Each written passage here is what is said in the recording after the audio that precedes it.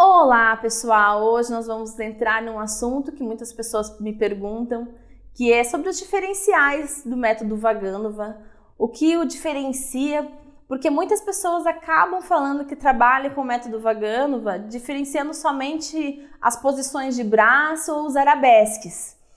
Mas eu vou entrar um pouquinho mais hoje aqui, vou falar um pouquinho mais sobre alguns diferenciais do método Vaganova, para você começar a perceber um pouquinho mais esse funcionamento. O Vaganova em si, ele não é somente a diferenciação de alguns passos, como seria os port de bras, né? Ou a nomenclatura dos braços, como primeira, segunda, terceira, que o Vaganova não tem, utilizando a quarta e a quinta, né? E a quinta do Vaganova seria, aliás, a terceira do Vaganova é a quinta do Royal.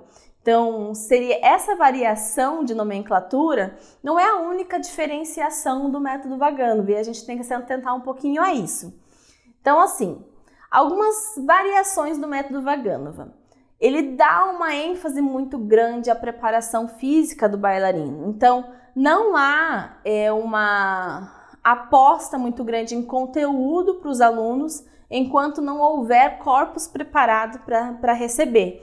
Então, assim, diferente de outros métodos que às vezes alia, faz caminhar junto isso, no Vaganova ele prioriza essa capacidade física primeiramente, e inclusive é uma preparação física mais intensa, ela se aproxima mais quase de uma preparação física esportiva no início de carreira, até para as crianças, mas é justamente para buscar corpos mais perfeitos. Então, a preparação física, ela é dada para as crianças desde os 4 anos de idade e há numa intensidade bastante grande. Às vezes a gente vê, inclusive aqui no Brasil, é muito comum o pessoal ter medo de aplicar uma preparação física mais forte, dos alunos desistirem, há uma preocupação quanto a isso. E fala, mas é porque é cultural, porque lá na Rússia eles dão mais valor, tem mais aluno, tem mais coisa. Mas lembrando que nós, professores, é que disseminamos também essa cultura e acredito que a gente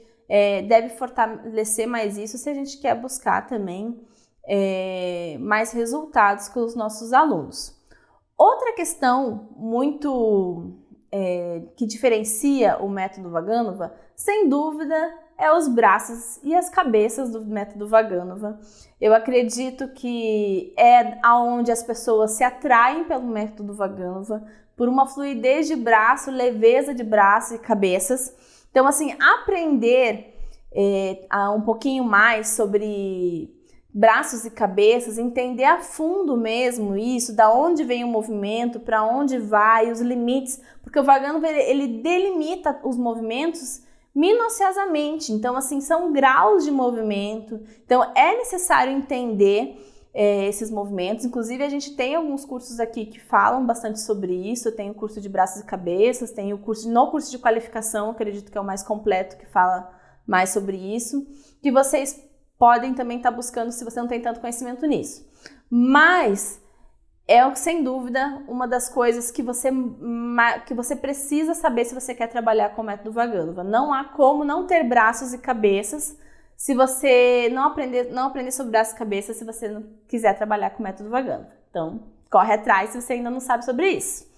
Outro ponto é a questão da progressão respeitada. Uma coisa que a gente vê muito em escola é pular o aluno às vezes de nível. Ai, meu aluno é bom, ai que legal, peguei um aluno bom. Aí vai lá e pula o aluno de nível, né? Então assim, daí o aluno, por mais que ele consiga fazer, começa a aparecer movimentos muito sujos, não dá tempo de limpar porque tá numa turma mais avançada. Então assim, a coisa tem que render. Então assim, quanto mais a turma mais avançada menos tempo de correção você vai ter com as turmas. Essa é a prioridade da evolução das turmas.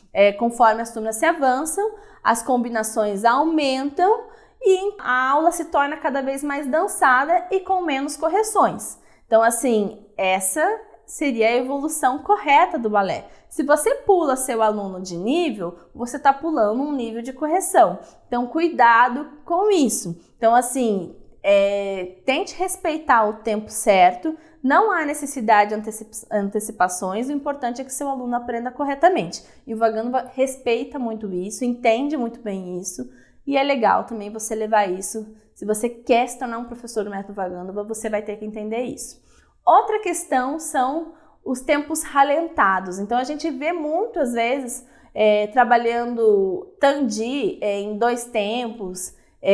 Tô falando isso para um nível básico, até às vezes o aluno pegou o Tandi e já começa a fazer Tandi a tempo dentro. Então, assim, essas coisas, o Vaganuva não trabalha dessa forma. É tudo mais ralentado, é tudo para adquirir mais força, é tudo para ter alunos com pernas développées altíssimas. Então, assim, é tudo uma progressão mais lenta. Um Fondi em 8, 16 tempos são coisas que são comuns se ver no método Vaganuva e que você não vê em outros métodos.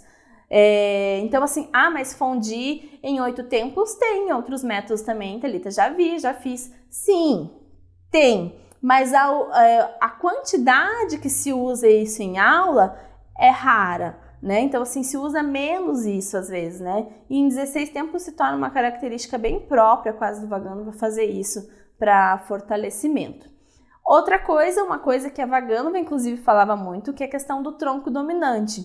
Então, assim, eu preciso entender muito bem o meu ponto de correção, né, do meu tronco, para depois expandir para cabeças, braços, membros superiores, inferiores e cabeça. Então, assim, eu tenho que entender toda a organização do meu tronco para depois ir para as extremidades. Então, toda a correção vai partir do tronco. Então, isso é uma coisa legal de se entender também, né? Então, assim, outra coisa que a gente tem aí também para você aprender mais é técnicas de aplicação e correção, né? Para quem quer se aprimorar nessa parte, ligar aquele olhar gavião de correção, né? Então, assim, é muito importante aprender mais, entender mais. O professor precisa treinar esse olhar, entender o que precisa corrigir e treinar, porque quando a gente tem uma turma lotada, né, para corrigir todo mundo rapidamente, precisa de muito treino para conseguir isso.